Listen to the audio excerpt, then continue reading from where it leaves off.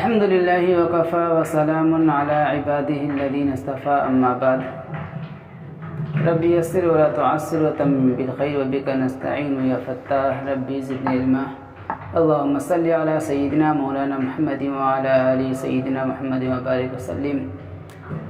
ناظرین کرام السلام علیکم ورحمۃ اللہ وبرکاتہ۔ ہم اسلامی عقائد کے بارے میں معلومات حاصل کر رہے ہیں۔ اسلام کے عقیدہ نمبر 1 توحید کا عقیدہ، نمبر 2 ملائکہ یعنی فرشتوں کا عقیدہ، اور نمبر 3 آسمانی کتابوں کا عقیدہ، یہ بیان کر چکے ہیں عقیدہ نمبر 1، عقیدہ نمبر 2 اور عقیدہ نمبر 3 کے تحت۔ یہ اسلام کا چوتھا عقیدہ رسالت اور نبوت کا عقیدہ آج ہم شروع کر رہے ہیں۔ اسلام کسی کو مسلمان ہونے کے لیے نبوت پر بھی یعنی وقت کے نبی پر اور جتنے بھی نبی اللہ تبارک و تعالیٰ نے بھیجے ہیں ان سب پر ایمان لانا ضروری ہوتا ہے۔ نبی اور رسول ہوتے کون ہیں؟ جسے ہم نبی بھی کہتے ہیں، رسول بھی کہتے ہیں، پیغمبر بھی کہتے ہیں، ایک ہی معنی ہے۔ تھوڑا سا نبی اور رسول میں فرق ہے، اسے ہم بعد میں سمجھیں گے۔ پہلے ابھی سمجھتے ہیں کہ نبی اور رسول کسے کہتے ہیں۔ تو یاد رکھنا چاہیے کہ نبی اور رسول خدا تعالیٰ کا بندہ ہوتا ہے اور انسان ہوتا ہے۔ تو نبی وہ انسان جس کو اللہ تبارک و تعالیٰ چنتا ہے، مقرر کرتا ہے انسانوں کی ہدایت کے لیے، انسانوں کی رہبری کے لیے۔ اور یہ لوگ جو ہے اللہ تعالیٰ کے احکام کو بندوں تک صحیح اور پورا پہنچاتے ہیں، کبھی جھوٹ نہیں بولتے، جتنے احکام اللہ تبارک و تعالیٰ انہیں دیتے ہیں وہ پہنچا دیتے ہیں۔ اور یہ خدا تعالیٰ کے حکم سے معجزے بھی دکھاتے ہیں۔ معجزے ایسی چیزوں کے دکھانے کا نام ہے کر کے جو عام انسان نہیں کر سکتا۔ جیسے ہمارے نبی کریم صلی اللہ علیہ وسلم کے معجزے میں سے ایک مشہور ہے کہ انہوں نے انگلی سے اشارہ کیا تھا چاند کی طرف، تو چاند 2 ٹکڑے ہو گئے تھے۔ اسی طرح عیسیٰ علیہ السلام کا معجزہ یہ تھا کہ وہ مردوں کو زندہ کر دیتے تھے، پرندے بنا کر اڑا دیا کرتے تھے، پھونک دیتے تھے تو اس میں جان پڑ جاتی تھی، اڑ جاتے تھے۔ اسی طریقے سے وہ مادرزاد اندھا، جو بچہ اندھا پیدا ہوا ہو اسے بھی ٹھیک کر دیتے تھے۔ موسیٰ علیہ السلام کا یہ تھا کہ ان کے ہاتھ میں ایک عصا یعنی لاٹھی تھی، اسے پھینکتے تھے تو وہ بہت بڑا اژدہا سانپ بن جایا کرتا تھا۔ تو یہ سارے معجزے تھے۔ تو نبی جو ہے اللہ تعالیٰ کے حکم سے معجزے بھی دکھاتے ہیں، خدا تعالیٰ کے پیغام پورے پہنچا دیتے ہیں، ان میں کمی بیشی نہیں کرتے۔ تو یاد رکھنا چاہیے کہ نبی کوئی انسان اپنی محنت مشقت اپنے عبادت کے بلبوتے پر نہیں بن سکتا ہے، بلکہ اللہ تبارک و تعالیٰ کے بنانے سے بنتا ہے۔ تو اللہ تبارک و تعالیٰ ہی انہیں چنتے ہیں، اس کی طرف اپنا پیغام بھیجتے ہیں۔ تو ایسے بندے کو، ایسے انسان کو نبی کہتے ہیں۔ ان کا کام اللہ تعالیٰ کے حکموں کو لوگوں تک یعنی اللہ کے تمام بندوں تک پہنچانا ہوتا ہے۔ اور فرشتہ جو اللہ تعالیٰ کی وحی لے کے آتا ہے وہ نبی ہی کے پاس اور رسول کے پاس لے کر آتا ہے، عام انسانوں کے پاس نہیں لاتا۔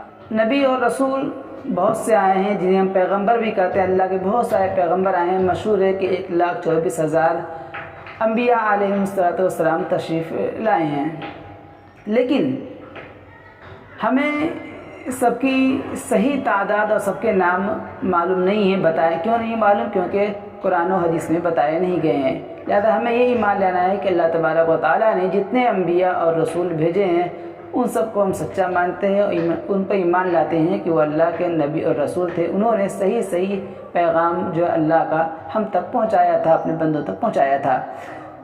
چند مشہور انبیاء علیہ السلام کے نام ہمیں پتہ ہیں، جیسے حضرت آدم علیہ السلام، حضرت شیس علیہ السلام، حضرت ادریس علیہ السلام، حضرت نوح علیہ السلام، حضرت ابراہیم علیہ السلام، حضرت اسماعیل علیہ السلام، حضرت اسحاق علیہ السلام، حضرت یعقوب علیہ السلام، حضرت یوسف علیہ السلام، حضرت موسیٰ علیہ السلام، حضرت داؤد علیہ السلام، حضرت سلیمان علیہ السلام، حضرت موسیٰ علیہ السلام، حضرت ہارون علیہ السلام، حضرت اسحاق، حضرت زکریا علیہ السلام، اسی طریقے سے حضرت الیاس علیہ السلام، حضرت یحییٰ علیہ السلام اور حضرت عیسیٰ علیہ السلام، اور سب سے آخری نبی جو حضرت محمد مصطفیٰ صلی اللہ علیہ وسلم ہیں۔ ان کے علاوہ بھی کچھ نبی ہیں جن کے نام جو ہے قرآن و حدیث میں آئے ہیں، جیسے حضرت صالح علیہ السلام، حضرت لوط علیہ السلام وغیرہ تھے۔ باقی اور بھی بہت سارے نبی آئے ہیں، لیکن ان پہ ایمان لانا کہ جتنے بھی نبی اللہ نے بھیجے ہیں وہ سب اللہ کے سچے بندے تھے، اللہ تعالیٰ کا احکام انہوں نے صحیح پہنچا دیے ہیں۔ البتہ اب ایک سوال رہ جاتا ہے کہ قرآن کریم میں ہے وَإِن مِّنْ أُمَّةٍ إِلَّا خَلَا فِيهَا نَذِيرٌ، کہ یعنی کوئی قوم ایسی نہیں جس میں خدا کی طرف سے کوئی ڈرانے والا نہ آیا ہو۔ دوسری جگہ اللہ تعالیٰ نے فرمایا وَلِكُلِّ قَوْمٍ ہَادٍ، کہ ہر قوم میں ایک ہدایت کرنے والا بھیجا گیا ہے۔ تو کیا اس آیت کی روشنی میں ہم یہ کہہ سکتے ہیں کہ کیا ہندوستان وغیرہ میں بھی نبی اور رسول آئے ہیں؟ جواب یہ ہے کہ ہاں آئے ہوں گے۔ اس آیت سے تو یہ پتہ چلتا ہے کہ ہندوستان میں بھی اور دوسرے ملک جتنے بھی ہیں ہر قوم میں نبی اور رسول آئے ہیں، البتہ ہمیں ان کے نام معلوم نہیں ہے۔ سوال یہ ہوتا ہے کہ جو ہندوستان وغیرہ میں دوسرے مذاہب پائے جاتے ہیں، جیسے ہندو ہیں یا دوسرے قوم ہیں، ان کے جو پیشوا ہیں جن کو یہ دیوتا مانتے ہیں جو ہیں، جیسے کرشن جی اور رام جی، کیا یہ نبی تھے؟ کیا انہیں بھی نبی ہم کہہ سکتے ہیں، مان سکتے ہیں؟ جواب یہ کہہ نہیں سکتے، کیونکہ پیغمبر کوئی ایسا منصب اور نبی اور رسول جو ہے، نبوت اور رسالت کوئی ایسا منصب نہیں ہے جو انسان اپنے سے حاصل کر سکے، بلکہ یہ اللہ تبارک و تعالیٰ کی طرف سے دینے سے ملتا ہے، اور اللہ تبارک و تعالیٰ جسے دیتے ہیں اسے ہی ملتا ہے۔ تو جب تک شریعت سے قرآن یعنی قرآن و حدیث سے ہمیں کسی کے بارے میں معلوم نہ ہو جائے کہ یہ اس نام کا آدمی جو ہے نبی یا اللہ کا رسول تھا، اس وقت تک ہم یہ نہیں کہہ سکتے ہیں کہ وہ اللہ کے نبی اور رسول ہیں۔ لہذا کرشن جی اور رام جی کے نام سے ہمیں قرآن و حدیث میں کوئی ایسی بات نہیں ملتی کہ اللہ کے نبی اور رسول تھے، لہذا ہم انہیں اللہ کا نبی اور رسول جو ہے یقینی طور پر نہیں کہہ سکتے، کیونکہ اگر ہم کہیں گے تو یہ اللہ تعالیٰ کی طرف سے ایک اپنی طرف اضافہ الزام باندھنا ہوگا۔ جس طریقے سے سمجھیے کہ گورنمنٹ ہے، گورنمنٹ نے کسی کو اپنا وزیر یا کسی کو چیف جسٹس بنایا ہے، تو ہم اس کو کہیں گے کہ ہاں یہ چیف جسٹس ہے اور یہ گورنمنٹ کا وزیر ہے۔ لیکن اگر گورنمنٹ نے کسی کو وزیر اپنا نہیں بنایا یا اپنا نائب نہیں بنایا اور ہم اس کو اپنی طرف سے ماننے لگیں تو یہ جرم ہوگا۔ اسی طریقے سے یہ اللہ تعالیٰ کی طرف سے دیا ہوا عہدہ ہوتا ہے، لہذا جس کے بارے میں ہمیں معلوم ہو قرآن و حدیث سے کہ یہ نبی اور رسول ہیں، جیسا کہ ہم نے نام ذکر کیا، ان کے بارے میں تو ہم یقین سے کہہ سکتے ہیں کہ یہ اللہ کے نبی اور رسول ہیں، اور جن کے بارے میں نہیں معلوم جیسے کہ کرشن جی ہیں، رام جی ہیں، تو ان کے بارے میں یقین سے کہنا یہ نبی اور رسول ہیں یہ صحیح نہیں ہوگا۔ البتہ یہ کہہ سکتے ہیں کہ ہندوؤں اور دوسری قوموں کے پیشواؤں کے متعلق ہم زیادہ سے زیادہ اس قدر کہہ سکتے ہیں کہ اگر جو ہے ان کی عقائد درست تھے، ان کے اعمال درست تھے، ان کی تعلیمات جو ہے آسمانی تعلیم کے مطابق تھے، اس کے خلاف نہ ہو، اور انہوں نے اللہ تعالیٰ کی مخلوق کی ہدایت کے کام کیے ہوں، رہبری کے کام کیے ہوں، تو ہم یہ کہہ سکتے ہیں کہ ہو سکتا ہے وہ نبی ہو، ممکن ہو، مگر یہ کہنا کہ نہیں وہ یقیناً نبی تھے یہ بے دلیل بات ہے اور اس کا اٹکل کا تیر ہے۔ تو ان میں سب سے پہلے نبی حضرت آدم علیہ السلام تھے ہمارے، اور سب سے آخری نبی حضرت محمد مصطفیٰ صلی اللہ علیہ وسلم ہے، جن کو ہم شفیع المذنبین بھی کہتے ہیں، رحمت للعالمین بھی کہتے ہیں، اور اسی طریقے سے ہادی عالم صلی اللہ علیہ وسلم کہتے ہیں، حضور صلی اللہ علیہ وسلم، حضور صلی اللہ علیہ وسلم، تاجدار مدینہ وغیرہ وغیرہ نام، اس لیے آپ صلی اللہ علیہ وسلم، یہ سارے نام سے مراد آخری نبی حضرت محمد مصطفیٰ صلی اللہ علیہ وسلم ہی ہوتے ہیں۔ ان کے بارے میں ہمیں کیا عقیدہ رکھنا چاہیے اس کو ہم جان لیتے ہیں کہ آپ صلی اللہ علیہ وسلم خدا تعالیٰ کے بندے اور ایک انسان اور خدا کے رسول تھے۔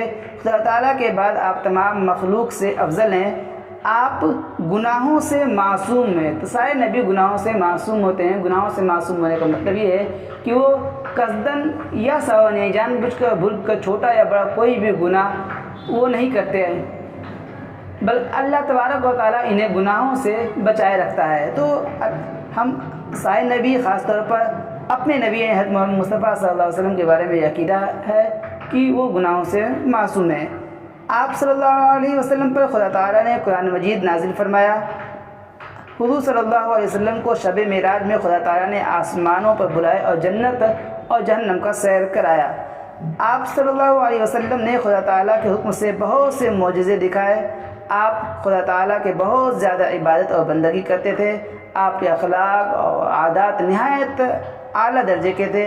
آپ کو خدا تعالیٰ نے بہت سی گزشتہ یعنی پچھلی اور فیوچر میں ہونے والی باتوں کا علم اور دے دیا تھا، جن کو اللہ کے نبی صلی اللہ علیہ وسلم نے اپنی امت کو بتائے ہیں اور خبر دی۔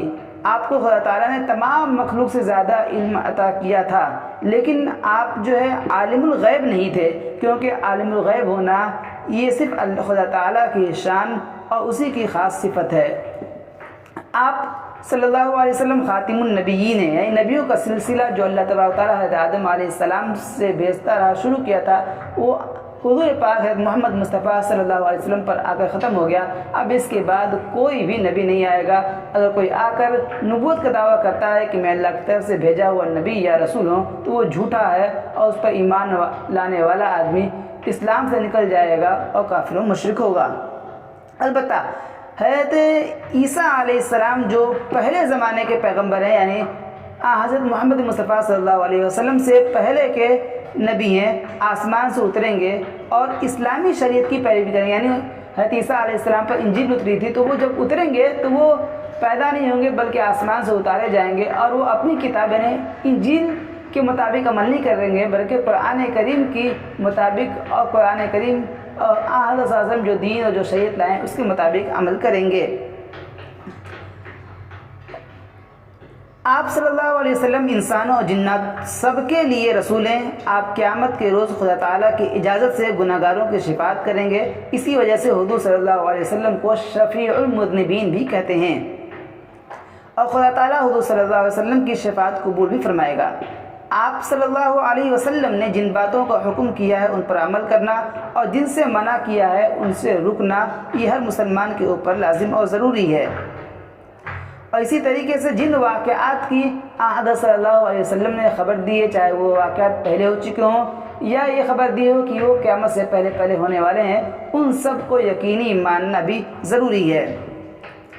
آپ صلی اللہ علیہ وسلم کے ساتھ محبت رکھنا، آپ کی تعظیم اور تکریم کرنا بھی ہر امتی کے ذمہ لازم ہے، لیکن تعظیم سے وہی تعظیم مراد ہے جو شریعت کے دائرے میں ہو اور قاعدے کے موافق ہو۔ خلاف شرع باتوں کو تعظیم یا محبت سمجھنا نادانی ہے۔ تو یہ تو ہمیں عقیدہ رکھنا چاہیے حضرت صلی اللہ علیہ وسلم کے تعلق سے۔